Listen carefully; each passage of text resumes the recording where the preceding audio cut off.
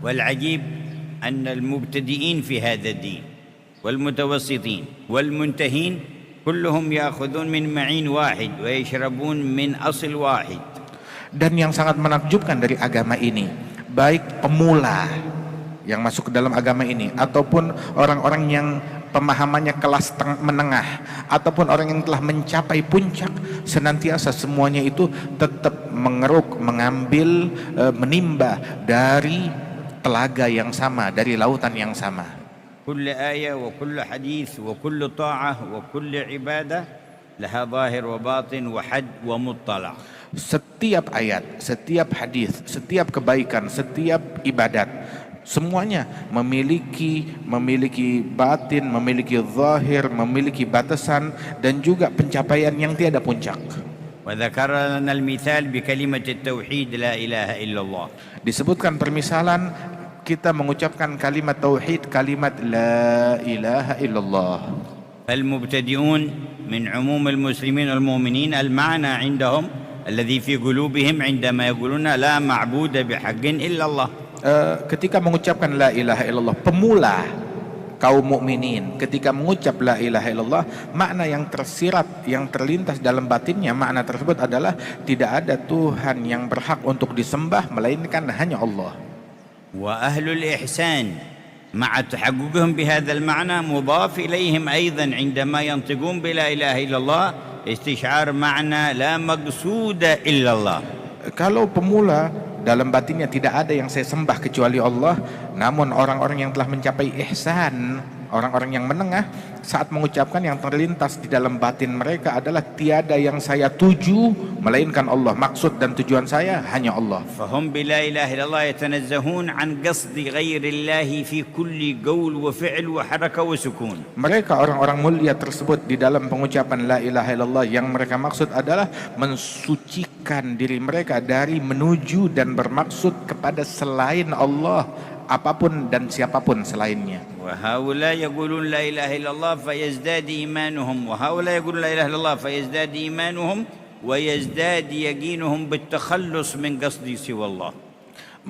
Dari kelompok tersebut mengucapkan la ilaha illallah, kelompok ini mengucapkan la ilaha illallah dari kelas-kelas yang berbeda, tetapi masing-masing saat mengucapkannya bertambah iman mereka, bertambah yakin mereka kepada Allah Ta'ala, bertambah pendekatan mereka kepada Allah. وأهل المعرفة الخاصة من ورائهم يقولون لا إله إلا الله ومعهم معنى لا معبود ولا مقصود إلا الله ومعهم زيادة يستشعرون عندما يقولون لا إله إلا الله لا موجود إلا الله أي لا موجود بذاته ولا حقيقة في الوجود إلا لله الموجود وما سواه فخلقه وفعله. Dan orang-orang yang telah mencapai puncak daripada ahli irfan yang memiliki ma'rifah kepada Allah Ta'ala yang khusus, ketika mereka mengucapkan la ilaha illallah, mereka pun yang tersirat di batin mereka selain tidak ada yang saya sembah kecuali Allah, tidak ada yang saya maksud dan saya tuju kecuali Allah. Dan juga ada hal yang ketiga, tidak ada yang ada pada hakikatnya ini melainkan hanya Allah Ta'ala, yakni keberadaan yang hakiki adalah milik Allah Subhanahu wa Ta'ala, keberadaan yang terdahulu, keberadaan yang abadi, yang tiada awal, yang tiada akhir. Bahkan di dalam sifat, di dalam perbuatan enggak ada melainkan hanya Allah Subhanahu wa Ta'ala. فنحن والأرض والسماء وما بينها لم تكن موجودة وهي حادثة فوجودها حدث بإيجاد الله تعالى وكلها تقبل العدم فأين الوجود الحقيقي لله وحده. Dan kita semua dan juga langit dan bumi dahulu tidak ada, namun diadakan oleh Allah Subhanahu wa Ta'ala. Allah yang mengadakan kita semuanya, maka keberadaan kita adalah dengan diwujudkan oleh Allah Ta'ala, tapi wujud yang hakiki hanyalah milik Allah Subhanahu wa Ta'ala. وأهل هذه المرتبة العالية يغوصون في معنى لا موجود إلا الله فيستقر في قلوبهم نور الشهود الذي قال عنه زين الوجود أصدق كلمة قالها الشاعر كلمة لبيد ألا كل شيء ما خلا الله باطله فيحدث عندهم معنى لا إله إلا الله لا مشهود إلا الله. Yang pernah diucapkan seorang penyair adalah kalimatnya Labid yang berkata, ketahuilah bahwasanya segala sesuatu selain Allah adalah akan sirna, sia-sia dan batil dan akan menjadi ketiadaan. وكلنا نقول لا إله إلا الله ولكن في أي المراتب كل واحد منا. Kita semua berucap la ilaha illallah, tetapi kita mengucapkannya dalam martabat dan kelas yang mana? بكثرة تكريرها مع الحضور يرتقي الإنسان في هذه المراتب.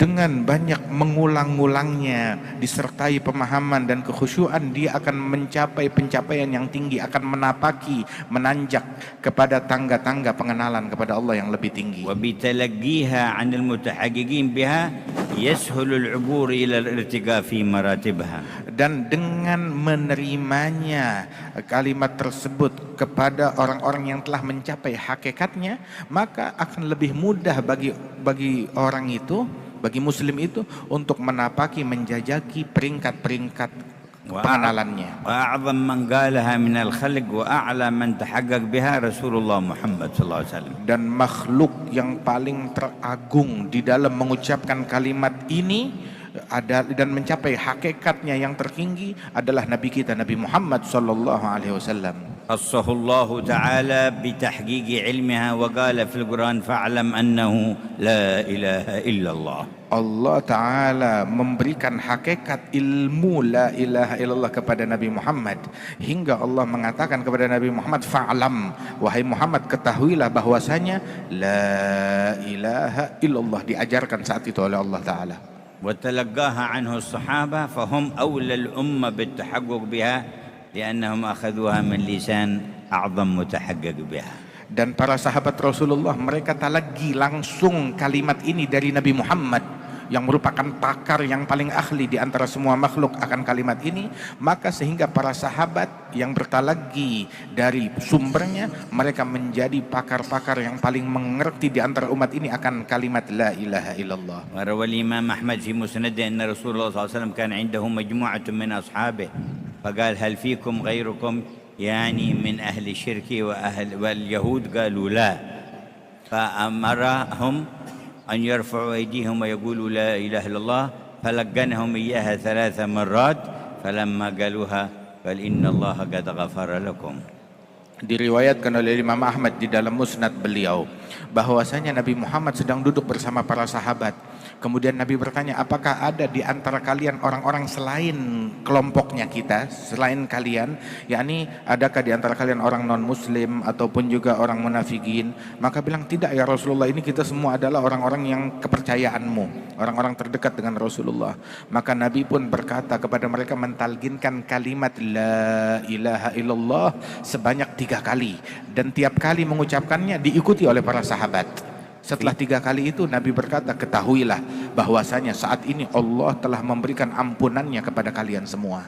في تبعيته والاقتداء به كما قالها لأصحابه وقالوها بعد نقولها كذلك. Dan dalam rangka mengikuti Nabi Muhammad dan menyambung dengan lisannya Nabi Muhammad dan juga menyambung dengan para sahabatnya Nabi Muhammad, maka kami akan melantunkan kalimat ini dan kita ikuti semuanya kalimat tersebut. ونرفع أيدينا ونقول لا إله إلا الله لا إله إلا الله لا إله إلا الله لا إله إلا الله لا إله إلا الله لا إله إلا الله محمد رسول الله محمد رسول الله صلى الله عليه صلى الله وعلى عليه آله وعلى آله وصحبه وسلم وصحبه وسلم في كل لحظة أبدا في كل لحظة أبدا عدد خلقه عدد ورضا خلقه نفسه ورضا وزنة نفسه عرشه وزنة ومداد عرشه كلماته ومداد كلماته. اللهم حققنا بحقائقها يا الله واجعلنا berikan من خواص hakikat. أهلها واغفر لنا كما غفرت لهم Jadikan kami sebagai orang-orang yang khusus dari ahlinya, dan ampunkanlah kami sebagaimana Engkau ampunkan mereka. فأكثروا منها ما استطعتم. Perbanyak kalimat ini sebisa kalian. وجاءنا في الحديث أنه صلى الله عليه وسلم قال: من قال لا إله إلا الله الملك الحق المبين في كل يوم 100 مرة كانت له أمانة من الفقر وأنسا من وحشة القبر واستفتح بها باب الغنى واستقرع بها باب الجنة.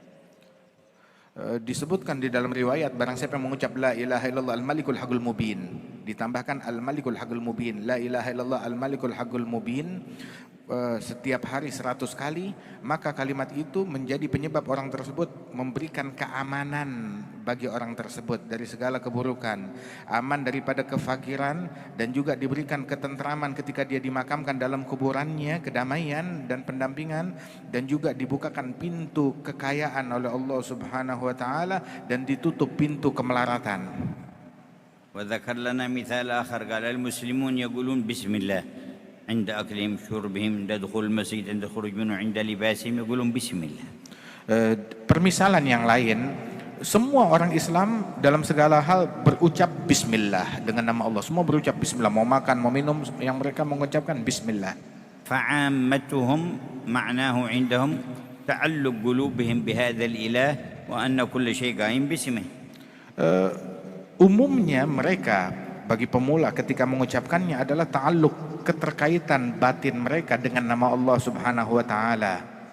والمتوسطون مع هذا التعلق بالله عندهم تخلق بأن يتذوقوا معنى بسم الله فلا يفعلون شيئا ولا يقولون إلا وهم على قدم الطاعة لله تبارك وتعالى وطلب الرضوان والاتباع لنبيه صلى الله عليه وسلم.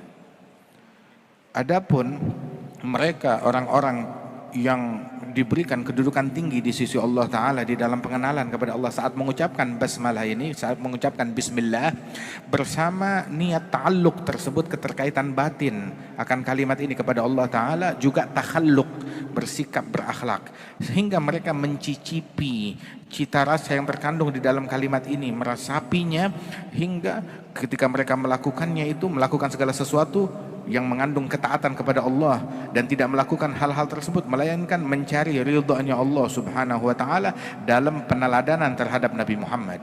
Wa fawqa dzalika arbabut tahaqquq wa humul ladzina sahha lahum ma'na la mawjuda illa Allah wa ashrafu ala haqiqat la mashhuda illa Allah fa haula idza qalu bismillah faqad ta'allaqu wa takhallaqu wa tahaqqaqu. Dan di atas itu semua adalah ahli tahaqquq yang mencapai hakikat dari kalimat ini, dan mereka itu adalah orang-orang yang telah menyelami makna tidak ada keberadaan yang hakiki di alam semesta melainkan hanya Allah Ta'ala, dan mereka adalah orang-orang yang akan terbit kepada tidak ada kesaksian melainkan hanya Allah yang kami saksikan. Niscaya mereka saat mengucapkan bismillah maka mereka mencapai hakikat dari hubungannya kepada Allah Subhanahu wa taala di dalam setiap pengucapannya. Wa fi al-ishara ila hadhihi al-haqiqa qala sayyidina al-Khalil Ibrahim والذي هو يطعمني ويسقين. فهذا إذا قال بسم الله عند طعام أو سقيا شهد أن الله هو الذي يسقيه والله والذي هو يطعمني ويسقين.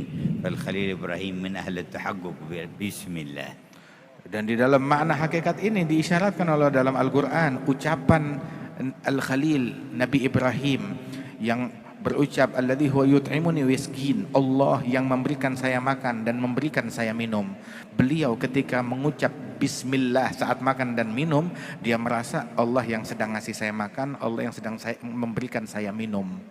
Al-kullu yaqul bismillah wa laysa ala darajatin wahidah. Semua orang berucap bismillah tetapi derajatnya beda-beda. Ja'a ba'du an-nisa fi Baghdad li ba'du as-salihin صينية ليكتب له فيها رقية فكتب بسم الله فانكسرت الصينية، فجاءت بصينية أخرى كتب بسم الله فانكسرت، فجاءت بثالثة قال اسمعي لو جيتي بالصيانية البصرة، كان في البصرة، لو جيتي بصين البصرة كلها لانكسرت واحد بعد الثاني. أنا الآن في حال التحقق بسم الله، اذهبي لعند واحد ثاني يكتب لك وهو دون هذا الحال.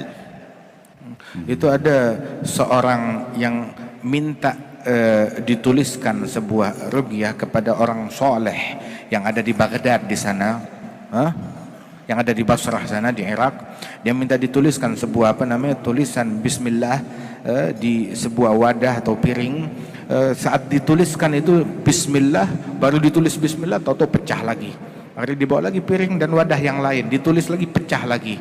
Hingga akhirnya si orang soleh tersebut bilang, orang lain yang ada di Basrah ini untuk menuliskannya. Kalau kamu bawakan saya semua piring, semua wadah yang ada di Basrah, semuanya bakalan pecah saat saya menulis Bismillah ini. Sebab dia saat menulisnya kelasnya udah beda, udah lain di dalam penghayatan makna yang ada di dalamnya. ذكر لا إله إلا الله والبسملة وقال وقس على ذلك ما سواه.